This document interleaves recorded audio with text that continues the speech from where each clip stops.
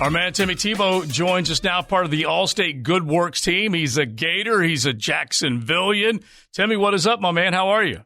Hey, man, I'm doing good. How are you guys doing? Good to hear your voice. Yeah, doing good. Doing good, dude. We're coming out of this game, though, about Anthony Richardson questions more than Anthony Richardson compliments.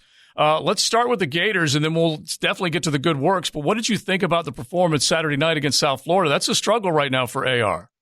Well, it's been a roller coaster so far this year. I mean, we've seen at times his highs are as high as anybody, but also his lows have been pretty low. And I think it's got to be, he's got to be able to be more consistent. But what I would also say is I think it's important that he's got to play confident, right? And when we've seen him be confident, we've seen him excel, and his athleticism and his arm talent and his leg talent takes over. And I think what we've seen really from the interception, halfway through the game against Kentucky is we've seen not quite as confident of an AR. And I think we got to get that confidence back. I think that's something that Billy really has to focus on. And it's not just about X's and O's. It's saying, okay, Anthony, what is going to get you going? For me, it was certain things, right? Man, if I wasn't feeling like I was into it or playing well, man, I'd say, to Dan or Urban, give me 97 Q power, and I'm going to go,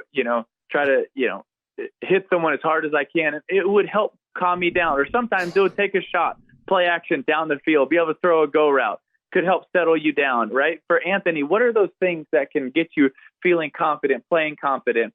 Is it his legs? Is it his arm? Is it feeling like, hey, I'm standing in the pocket and I'm letting it rip? I think, that's something that is so important, between Anthony and between Coach Napier, that Coach Napier has to know those buttons to push for Anthony. And Anthony's got to do a good job of saying, hey, I need this right now to get back in the game. Give me a run. Give me a shot. Let me do this, right? And so he can go back to playing the way that he did against Utah, which was as a confident quarterback, that could take over with his athleticism. But, man, when you're not confident, it doesn't matter how talented you are. The game's going to be too fast for you. Tim, I'm so glad you said that, because I've been trying to make this argument that that's his DNA, the running. It's part of who he is. You can't just take that away from him, then all of a sudden think he's going to be a confident guy out there. He needs to still do that, right? Well, you know what happens sometimes, I think, a little bit, is so many people say, well, he's going to be a first-round pick, but to go higher, you need to be a guy that's going to stand in the pocket and make throws. And you hear this all the time, blah, blah, blah, blah, blah, right? And so sometimes you could have that as a young guy thinking, okay, to show what I have to do, I need to do this. Versus to do whatever it takes to win, I have to do this, right. And I think there's maybe a little bit, and this is just totally my opinion, not coming from anybody there, but if you said, hey, what is the best version for Florida? I think it's a guy that takes over the game versus what is it that's maybe necessarily best for your draft stock. And that could be some other people's opinions. And I think it's, the best thing for Florida to win is he's got to be able to find a way to be dynamic with his legs, because what it's going to also do is open up the ground game for all of the gifted running backs, which I think are really, really, it's a gifted room. And it's going to open up the running game for everybody else. And it's such an offense that's a ground and pound offense. But when he's able to control, especially the edges, that much more with Anthony's legs, it's going to open up because now ends are going to have to hesitate on him. Safeties are going to have to hesitate on him. And it's going to open up, for Johnson and ETN and everybody that much more. Hey, Tim, this is all about the maturation process. This is all about growth. You want him to go through this kind of stuff right now. It's not like you lost the game. You still in the hunt for the East. I mean, he's got to get out of his own head. He has to get his confidence back. But moving forward, you want him to go through this now. I know it wasn't pretty, but those big games down the road, he'll be set to go when it's all said and done. Well, I do think to be able to go through it and still get a win makes it feel a lot better than to go through it and not be able to pull out a W. And I think if he shows up this weekend against Tennessee and plays the way that he did against Utah, Florida has a chance. If he shows up and plays against the way he did against LSU last year, Florida has a chance. But he has to play at that type of a level, in Knoxville against a team like Tennessee. But I also think it's really important that he's able to use his legs in this game, because the style of play is as important as yards and points, because you cannot play Tennessee style of football. You have to control time of possession, keep your defense off of the field.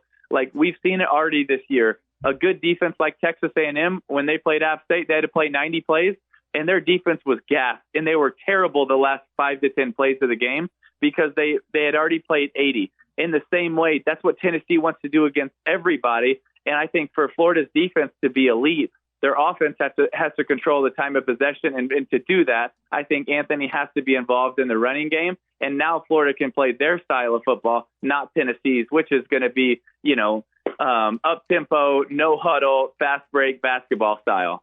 Tim Tebow joining us on the Fair and Fair phone line, courtesy of the Allstate Good Works team.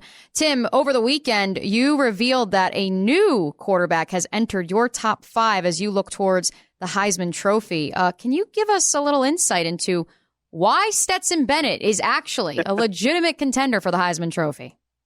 Well, if you just watch the way that he's played the first 3 weeks, I mean, the way that he played against Oregon to start the season, it was fantastic. He didn't miss a throw. He didn't miss a read. He was on it. And he's not just a game manager. He's a playmaker. And then when you watch what he did against South Carolina, it has been fantastic. Using his weapons, knowing where to go with the ball, being a way better athlete than people give him credit for. I think when you really look at the Heisman Trophy race, it's way too early, but it just in 3 weeks of, hey, who really stands out in 3 weeks? I think Stetson's one of them. You got to look at him. C.J. Stroud, his accuracy is off the charts for Ohio State. And Caleb Williams, and that offense, playmaker, he can do everything. Those would probably be the 3 guys that stand out, but there's time for Bryce and so many other people to get back in. It's week 3. It's way too early, right? This is what we do. We just hype it up way too early. But I think you have to put Stetson in the mix. And it's just, we can't view him as this guy that transferred and came back and he's not as gifted. No, this dude is slinging the football. He knows where to go. His decision-making is off of the charts. He's making plays with his legs. He is playing at such an elite level. And I just think that we have to be able to recognize that. That's an objective Gator talking about a dog. All right, so Timmy, finish us off. It's not the easiest thing to do, though, Josie. You know what I'm saying? It is the truth, man. All right, so finish us off with Allstate, because they have announced it's the Allstate Good Works team, and they've got their players, and this is the 31st annual AFCA Good Works team that you're working with. Well, as you guys know, there's so many awards, championships, and trophies for what guys do on the field, but very few things that celebrate who they are often. These 22 young men, they're part of the Good Works team because they're making such impact in their communities and serving and helping. And honestly, it's not just in their communities, but some of them around the world. You look at Anders Carlson, he's doing work in Dominican Republic, and Caleb Williams, he's not just showing off on the field, but with his anti-bullying campaign, just so many of these guys. Dylan Gibbons from FSU. I'll get Georgia and FSU in this conversation. And, his Big Man, Big Heart campaign, I think that's raised maybe like $205,000, and it's awesome. So I just think, it's a reason I love being a part of it, because I get to celebrate, what these young men are doing off of the field. And, we love celebrating what they do on, but we also got to always remember it's more important who they are off, and also give some love to the honorary coach and Coach Stoops, who's raised millions for the hospitals there in the Kentucky area. And so a lot of special young men, and grateful to be a part of this. They can go to ESPN.com/Allstate. They can vote for the captain of the Allstate Good Works team. Timmy, you're always doing good work, man. Appreciate you, and we'll hope to catch up with you soon, bro. Let's do it. I appreciate you guys. Enjoyed it.